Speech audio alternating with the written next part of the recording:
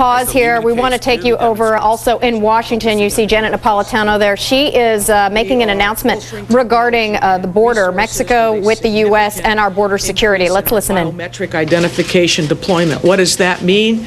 What that means is the capacity of state and local law enforcement on the border to run fingerprints on people they've apprehended that are in the jails and so forth to make sure they've been run through the ICE databases, among other things, to identify whether they are criminal aliens.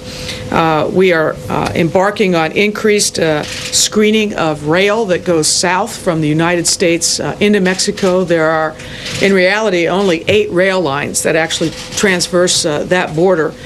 So we are working to have 100% screening on those rail crossings into Mexico. We are moving mobile X-ray units to the border.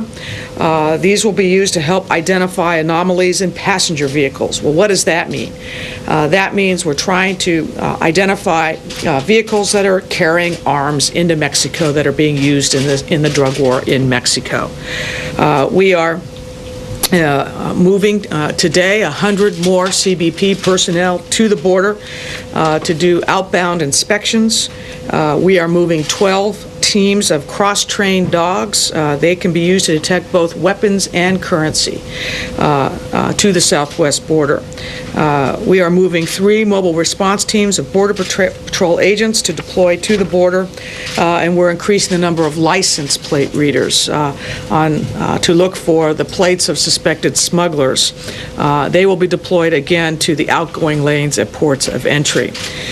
In terms of grant funding, Operation Stone Garden, we are changing the grant guidance for our remaining balances in that grant pool. It will be immediately modified to focus $59 million to enhance current state, local, and tribal law enforcement operations and assets along the border. And we will expand the scope of Operation Stone Garden funds to pay for additional law enforcement personnel, overtime, travel, and the like for deployment of state and local tribal officials to the border. In addition, we are engaging state and local law enforcement in a way I don't think has been done previously, with regular calls and conferences with state and local law enforcement in those border areas, in those border counties, so we really get a better sense of what's happening on a real-time basis in this issue in this battle, actually, that is ongoing in Mexico. Let me just say there are a number of other actions being undertaken, and you'll hear about DOJ and Department of State here in a minute. One question I anticipate you will ask is, where are we with the National Guard?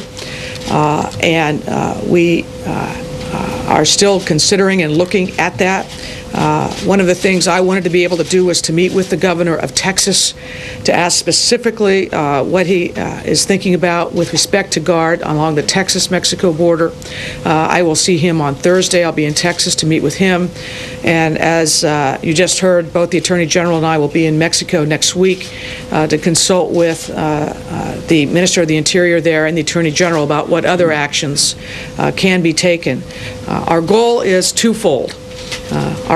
One is to provide assistance to the government of Mexico to break up these huge cartels which are funneling tonnage quantities of illegal drugs into our country on a regular basis and are conducting this war of violence within Mexico that has resulted in over 6,000 homicides, over 550 of which were assassinations of law enforcement and public official personnel.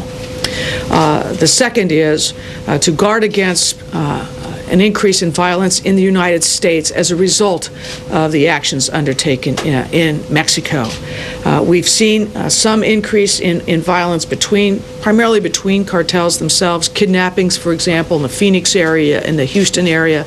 But what we want to do is to better secure the border area against further violence and make it a safe and secure area where, of course, the rule of law is upheld and enforced.